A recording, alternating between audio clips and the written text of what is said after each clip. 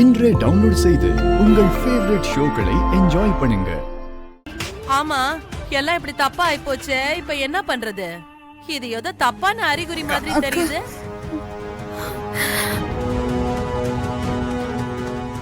பெரியம்மா, அதெல்லாம் ஒண்ணும் இல்ல.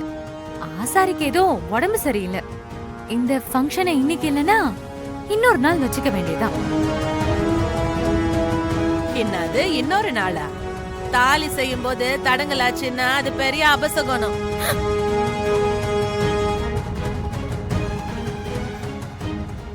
இதனால மாப்பிள்ளைக்கும் பொண்ணுக்கும் அவங்க உசுருக்கே ஆபத்து வரலாம்.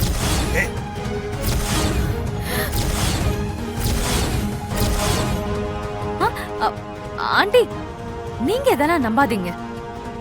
நீங்க வேற ஆசாரிய பார்த்து தாலி செய்ய ஏற்பாடு பண்ணுங்க. சமந்தி அம்மா, அவ சின்ன பொண்ணு ஏதோ புரியாம பேசினுகிறா.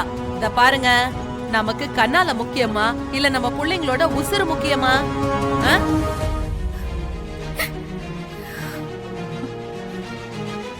தாலி செய்யும் போது இப்படி ஒரு அபசகுணம் ஆயிடுச்சு. ஐயோ கடவுளே, இதனால எந்த உயிர் சேதமும் ஆயிடக்கூடாது. அண்ணி, இந்த கல்யாணத்தை வேணா நிறுத்திடலாமா?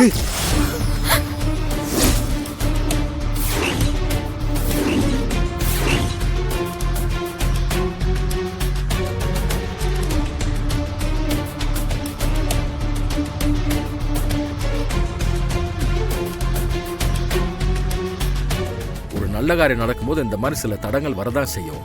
அதுக்காக கல்யாணத்தை நிறுத்த முடியுமா? இது என்ன குழந்தைங்க விளையாட்டா? சொன்ன உடனே நிறுத்தறதுக்கு ரெண்டு குடும்பத்தோட கௌரவ பிரச்சனைங்க. என்னங்க இப்ப என்னங்க பண்றது? கொஞ்ச நேரம் அமைதியா இருப்பாரு. இது எடுத்தோம் கவுத்தோன்னு பண்ற வேலை இல்ல. கொஞ்சம் யோசிச்சுதான் முடிவு பண்ணணும். அண்ணாமலை, நம்ம ஜோசியரை பார்த்து ஒரு முறை என்னன்னு கேட்டுட்டு அப்புறமா முடிவெடுக்கலாமா?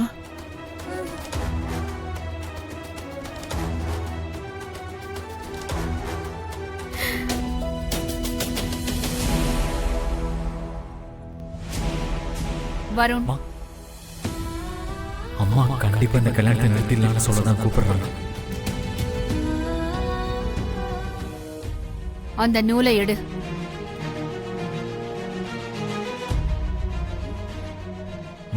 அந்த நூலை எடு. சரிங்க.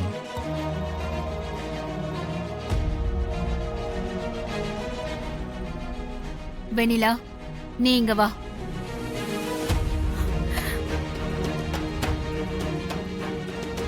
சொல்லுங்க அத்தை.